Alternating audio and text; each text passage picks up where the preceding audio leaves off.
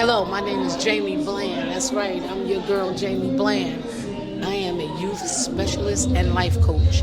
So today in Paterson, New Jersey, I will be talking about mental health.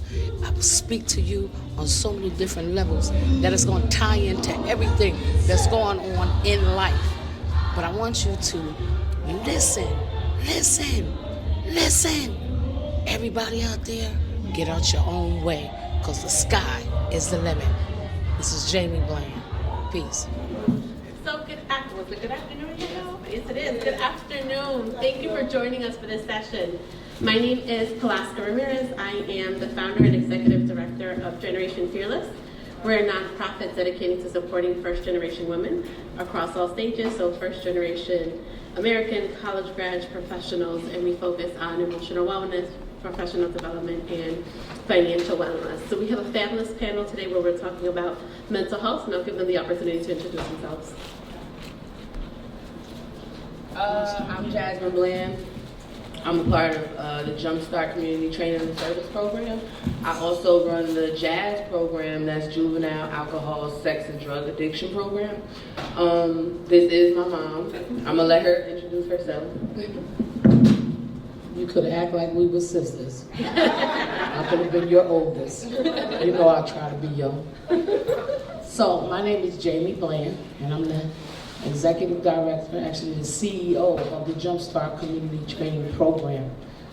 We began 25 years ago as a nonprofit organization, and we actually started off anti-violence.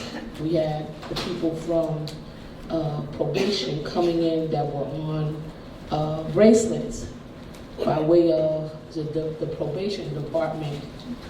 We had Ms. Dawn Moody, she had just came in, and another gentleman by, gosh, I forgot his name. Anyway, they would bring them down to the line, and what I started doing was the hour of power. And hour of power, we talked about everything. And at that time, violence wasn't at its high like it is now. I just came from California. I lived out there 10 years. And before that, I was a part of the problem. I might have been the queen bee ring leader of the problem. And I never saw so many other people in the streets that got along. It was organized crimes in the 70s. People weren't killing each other. You didn't have that much. Well, you really didn't have that many people that were suffering from anxiety and mental health, because I guess we were numb from the trauma just coming out of slavery and being able to be equal somewhat. They call it equal opportunities coming through the civil rights. But I'm just going to talk to you about when it began. When I saw mental health begin, is because there were a lot of males in the early 70s that were on heroin. But I can remember when people started getting really stressed out behind not being able to get off of heroin. And heroin was really reaching our men, the men in our lives. You didn't see that many women on heroin at that time in the 70s. And I'm talking about early 70s and all through the 70s. And some of the women got a hold of it. So parents, grandparents were very stressful, but it was swept under the rug because they didn't know what this drug was doing. We knew that our family members were ODing. All of a sudden they called dope.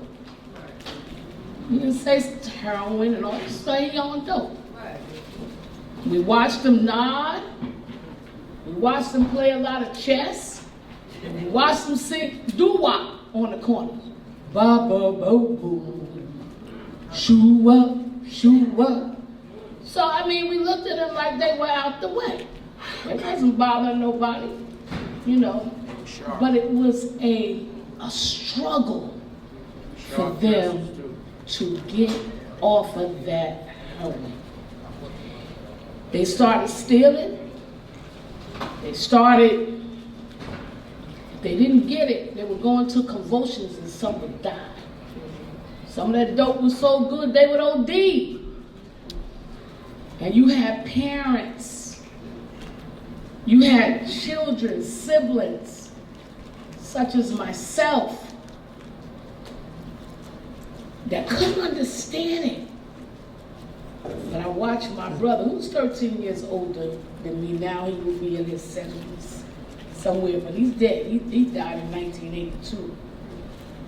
But what I did know that people back then didn't talk about it.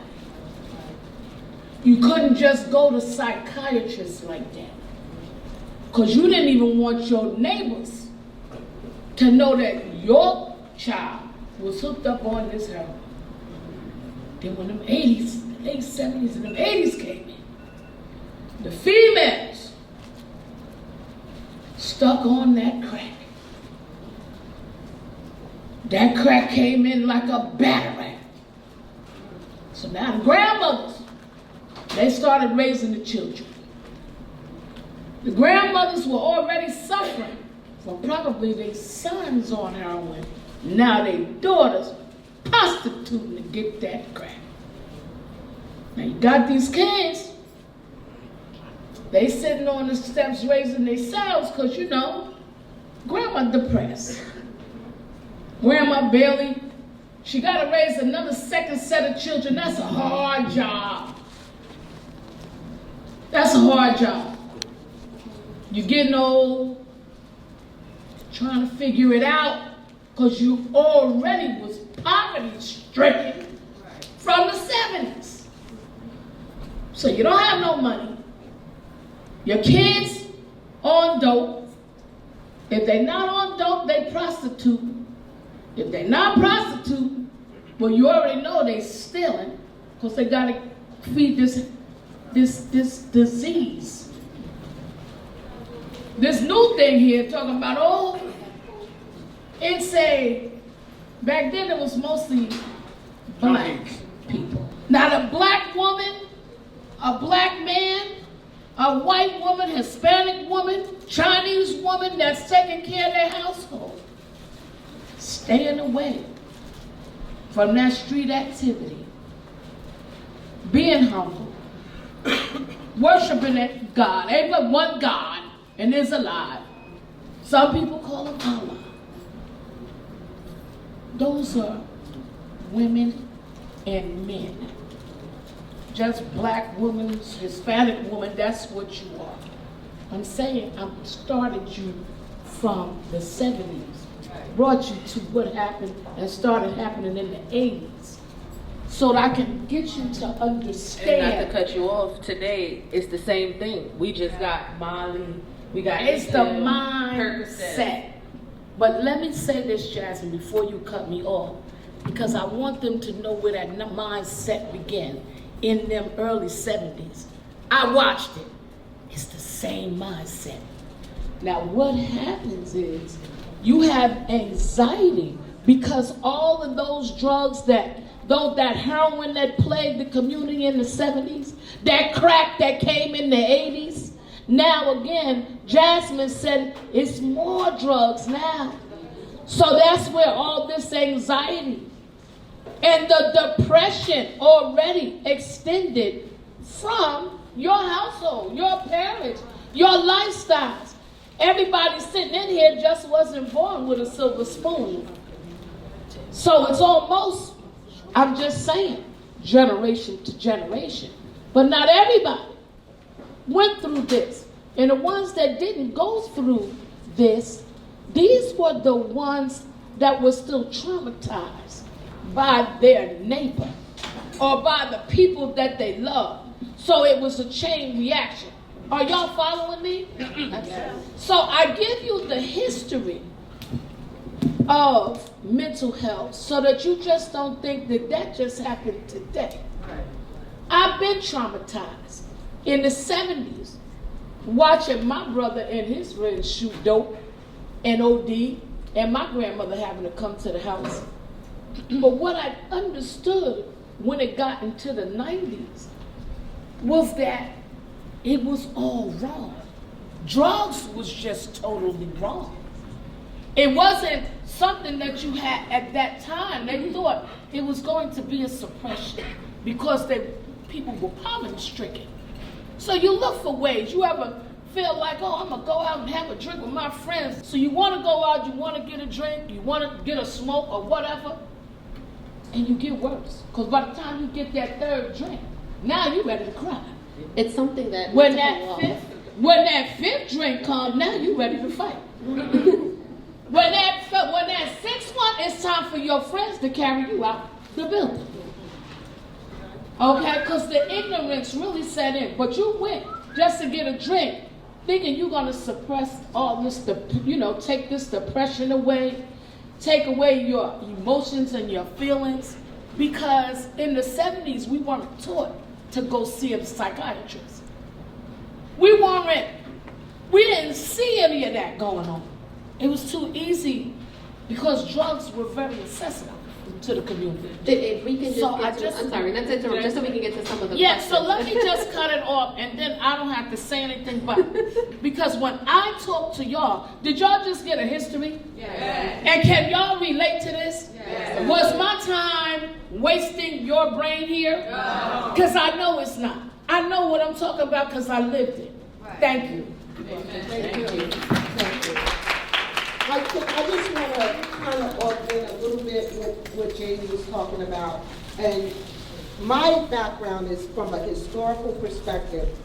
And to be perfectly honest, we have never had healing from slavery currently. Amen. So all of the anger, when we did get civil rights, we never dealt with the historical pain of being generation after generation in an oppressed system. And so when we had the freedom to address that pain, unfortunately, it wasn't the most productive way. I'm happy to say now that mental health is on Main Street. People are talking about it. We are making it available to people. It's no longer taboo. When I grew up, I had relatives that were in the, what do you call it? They used to call it Greystone. Right. My brother went there. And that was your worst sentence. Anybody that was in Greystone who knew what that was like, that's something we never wanted. So we had a stigma. And we didn't want to be labeled quote unquote crazy. Well, there's no more warehousing of people with mental health. So now, let's deal with the issue and get healed. And so I just wanted to just come off of what Absolutely. said. There's so much that we experience day to day that is trauma that we don't even acknowledge as trauma, right? That is historic, but in our day to day, especially as women, that we have multiple responsibilities that we're carrying, we're just moving. We're not taking the time to understand a lot of the times what's the impact, right, of being responsible for your kids, your grandkids, the work that you're doing. And I'm sad, but I don't have a minute. I don't have the time to be able to address this. I just have to shake it off and move forward because that's something of luxury. And that's sometimes what happens in our community and still some of the taboo. But I wanted to jump in and for one of the panelists who was more the most comfortable sharing, from your experience, what are strategies or approaches that have been effective in reducing stigma and supporting individuals with mental health issues? Well, I would say, is it okay, Sharon? Because I want to make sure y'all, I'm going to answer this question. I'm going to answer. First thing we got to do is make sure we let the people know get out their own way. Sometimes you are overexposed. And you got to know when enough is enough going into this thing here called the brain. Your brain cannot handle. Your heart cannot handle a lot of stuff. What I might be able to handle, you might not be able to handle. It's going to traumatize you to the 10th power. And trauma is a whole nother horse of a different color. Because that trauma will keep you from coming outside.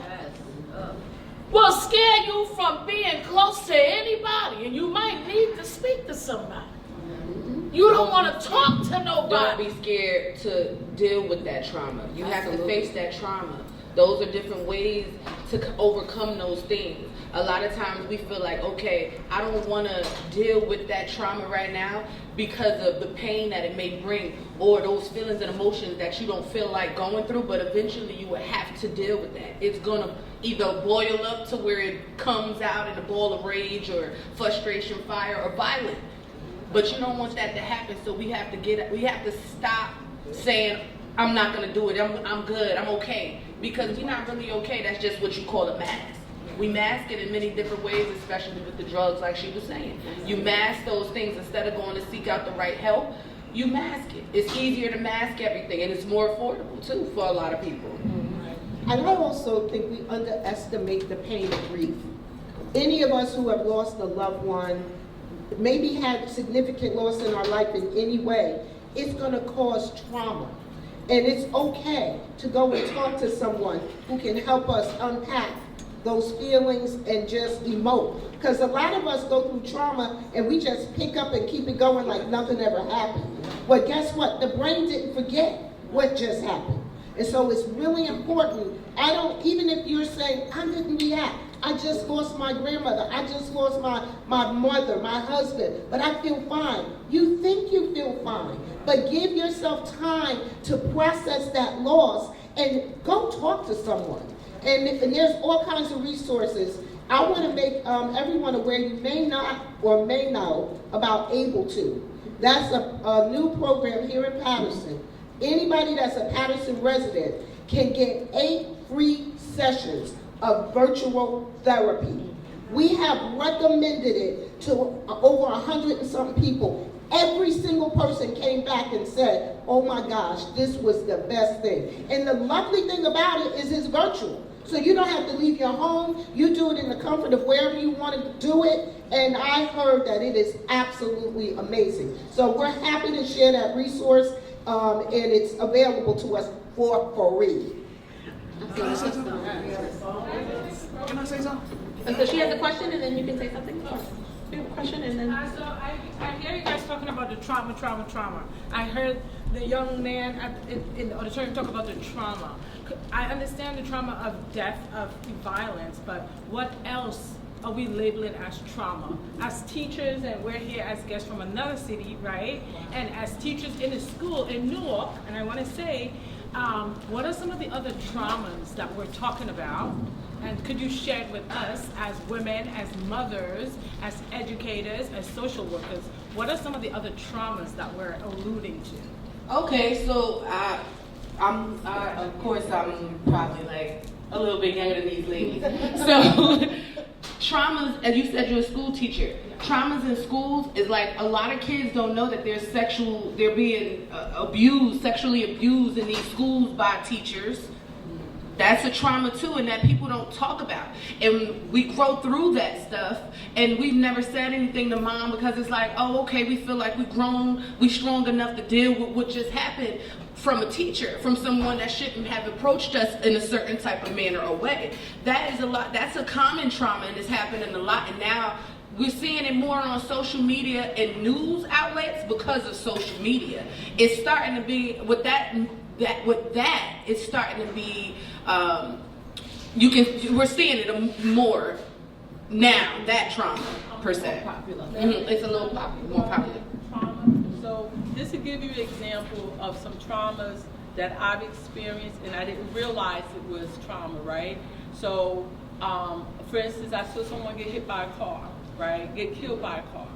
And what ended up happening is that I went on, like she said, I thought I was good. I thought I was good until I went in the elevator and that door closed, right? I thought I was good when I went into the car wash. I thought I was good sitting in the auditorium until if I'm in the middle and it's 100 people this way and it's 100 people that way, right? Now I can't breathe. I have anxieties, right? So you have to look out. We all have to look out for the anxieties. Those young boys, when I talked about earlier today about the shootings, they're going through trauma, right? They are, believe it or not, they are scared to death. Let a tinted window ride past their block and they don't know. What trauma our young people And- and older people are having. To piggyback on that, you gotta remember the trauma of just knowing and not saying anything, that's a secret. That is trauma. I can't say anything. And like you said, they don't even have to be the shooters. They could just have been an innocent bystander, just out there, or just caught some stuff. That's a trauma. What do I do? Am I supposed to say something? If I say something, will the people find out? So now you say anxiety. My anxiety is up because maybe somebody saw me. I can't go to sleep because I don't know if they're coming in through my mother's house. It's a lot of different traumas when it comes to the urban community, the inner urban community. And that's And- what Rebecca said. and so- And that's why, and I'm gonna let you off. No worries. Don't Don't change the question. Sharon is hard, but after That's the Sharon's problem, out, y'all. That's the problem. I said to you all, we got work to do, and I'm serious about it, because the trauma that those young men and those men are feeling, right? I thought I was kind of corny, right? I'm going to the pastor side. I was kind of corny because I was like, they should not be doing that. They know what they're doing. No, I don't know, right? Guess what? I have not even tried to help. We have not even tried to help the young men on the corners, the block, right? And we don't gotta be aggressive. We could just all go in love, but we have not even tried it, right? We haven't even tried to give another young man hope, right? That's on us. It really is on us. And it's traumatic for us because we know we could do it, but we're scared. All we need is us together. absolutely. This young man right here, oh, sorry, you wanted to? I just wanted to ask something too. Yes, quickly. I want to make a comment. I want to also commend you, Jamie, for attaching your comment to the historical perspective, because not only am I going to speak as a clinical therapist, I'm also going to speak as a survivor of every war that's been waged on this urban. I'm also a survivor of every war that has been waged on urban America, particularly here in Patterson. And to attach what you were saying, what I come to grips with, right, and something that we all have to understand is that here in the city of Patterson, right, whether it's up the hill, down the hill, crosstown, Grand Street, CCP, Alabama Projects, Patterson right now is continuously dealing with the residual impact on the war on drugs. The war on drugs that transpired from the heroin epidemic that had always been in our community, stemming from the painful experience and the severedness of the ties between the black family. So a lot of the things that we have to understand, that there was a severed tie between black male and female relationships, and it was severed, and we were forced to live into these communities that were deindustrialized, white flight, and all these other aspects of social change that has helped to decimate our community, causing many of our men, and particularly, right, and our women follow right along with their men, to seek out an analgesic, pain-relieving quality that we receive from heroin. So there was a heroin epidemic prior to the crack epidemic. Crack epidemic came along and decimated our community, and from that also came AIDS and HIV. We're still dealing with the residual impact. CCP, Alabama Projects, the tearing down of the projects, the closing down of all these little different institutions that we had, and there's no institutions to support the longevity of the community, nor were there any investment made into our community to address the residual impact of the war on drugs. Second chance investments that Patterson was denied, and we're still dealing with that from one area of the town and from the next. And there's a lot of people coming into our community, impacting and investing in our community, and further pushing us out and showing a blatant disregard for our experience as a community. And that's one of the things that we're gonna have to start looking at, in order for us to address these unresolved issues that impact our community. He's one of our resources. But what I would like to say also, and make sure that you give your number out, Brother Akbar. But I would like to say to the lady, I think you are a teacher. Yes, I am. Let me just say this to you. Yes, listening. the kids that are on their way to school, some of them are already traumatized before they get there because at night their mother and her boyfriend been going through it. They already probably was drinking and calling each other niggas, bitches, and hoes. Then they gotta walk through people high as heck off of heroin that's out there trying to get that early morning fix, so they looking like zombies. Then you might see the drug dealers out there that they already heard gunshots. They wondering, was it those guys? Do I walk on this side of the street? Should I went that way? So by the time they get to you and hungry, trauma. And I can You know the verify rest. that we had a young man in one of our schools speak to the therapist a couple of weeks ago, and she asked him if there was one thing he could change in his life, what would it be? He said to move out of Patterson. He said, what I have to go through when I leave my house to walk to this school, he says, I can't even learn. I have no energy to learn. I'm worried about how I'm gonna get back home. Now that's trauma. I think part of so much is, right, when you're saying of trauma, we sometimes need to look at basics, living in poverty, right? When your mother is always stressed and working 24/7, not being able to go to school meetings, being able to invest in, not because she doesn't care or want to, because she has to worry about putting food on the table and dealing with a million and other one stressors, that impacts our kids when they walk into the space. When we're looking at food insecurity, when we're looking at all these things that are culturally appropriate, but then at the end of the day have an impact on us generation to generation, those are a lot of the traumas. Yes, we know the big traumas that happen, right, if you witness something, but there's so much that we carry on our day to day, especially I think as women, that we're told, you just have to move, you have to feed the kids, you have to take care of them, you put yourself last.